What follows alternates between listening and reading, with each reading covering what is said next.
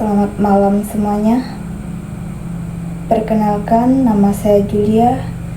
Saya dari kelas 12 IPS, praktek mata pelajaran agama Katolik. Saya siswa dari SMA Negeri 1 Montrado. Di sini saya akan menyampaikan renungan singkat yang saya ambil dari Injil Yohanes bab 2 ayat 13 sampai 25. Sebelum kita mendengar sabda Tuhan, marilah kita hening sejenak.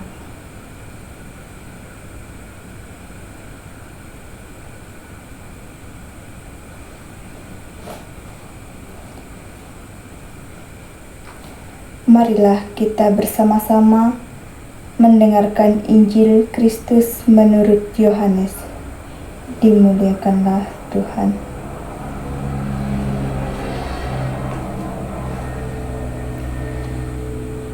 Yohanes bab 2 ayat 13 sampai 25.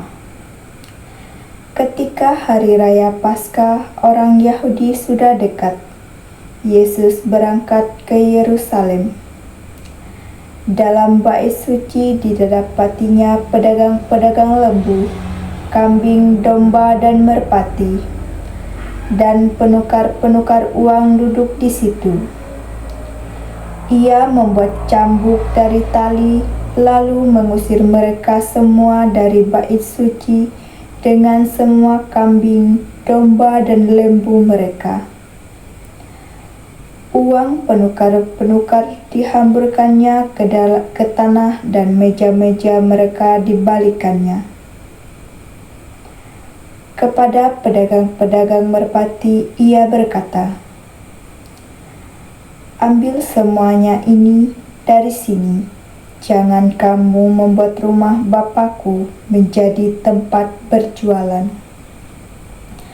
Maka teringatlah murid-muridnya bahwa ada tertulis, "Cinta untuk rumahmu menghanguskan aku." Orang-orang Yahudi mendatangi Yesus, katanya, "Tanda apakah dapat engkau tunjukkan kepada kami bahwa engkau berhak bertindak demikian?" Jawab Yesus kepada mereka, "Rombak bait Allah ini, dan dalam 3 hari aku akan mendirikannya kembali." Lalu kata orang Yahudi kepadanya, 46 tahun orang mendirikan bait Allah ini, dan engkau dapat membangunkannya dalam 3 hari? Tetapi yang dimaksudkannya dengan bait Allah ialah tubuhnya sendiri. Kemudian, sesudah ia bangkit dari antara orang mati, barulah teringat oleh murid-muridnya bahwa hal itu telah dikatakannya, dan mereka pun percayalah akan kitab suci dan akan perkataan yang telah diucapkan Yesus.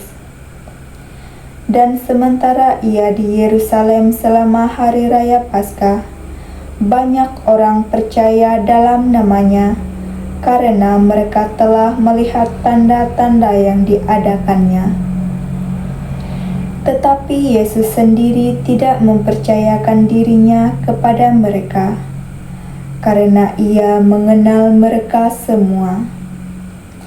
Dan karena tidak perlu seorang pun memberi kesaksian kepadanya tentang manusia, sebab ia tahu apa yang ada di dalam hati manusia. Demikianlah Injil Tuhan. Terpujilah Kristus. Saudara-saudari, baru saja kita mendengarkan kisah Yesus membersihkan bait Allah dari kegiatan jual beli. Pada masa Yesus, orang Israel memiliki hanya satu bait Allah, yaitu Yerusalem. Itulah sebabnya halaman bait Allah menjadi penuh dengan kegiatan jual beli tukar-menukar uang. Hal ini membuat orang tidak lagi memperhatikan kekuasaan tempat doa tersebut.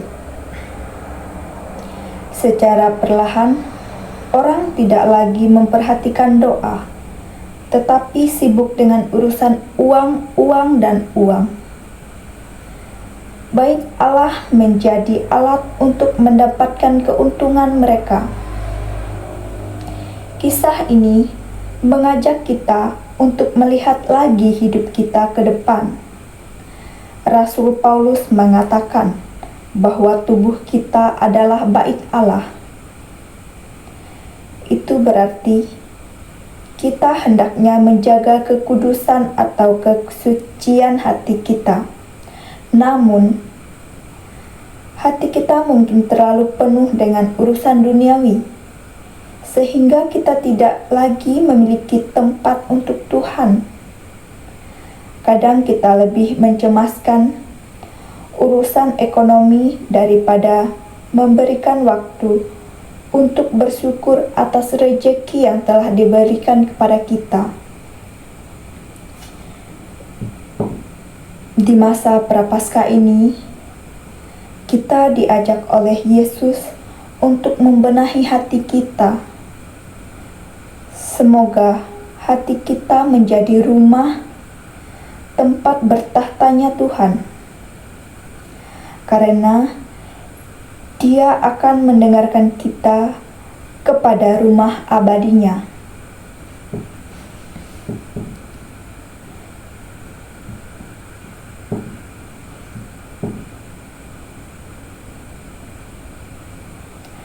Marilah kita menanggapi sabda Tuhan dan mengucapkan syahadat, aku percaya.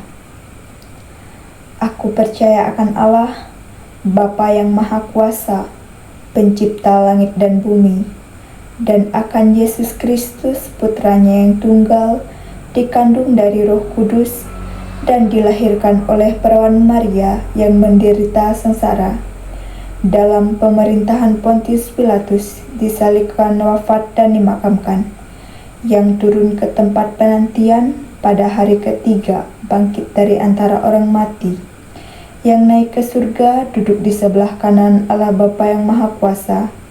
Dari situ Ia akan datang mengadili orang hidup dan mati.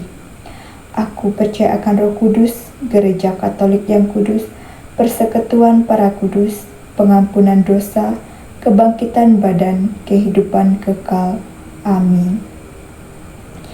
Demikianlah Injil Tuhan yang dapat saya sampaikan malam hari ini. Sekian dan terima kasih.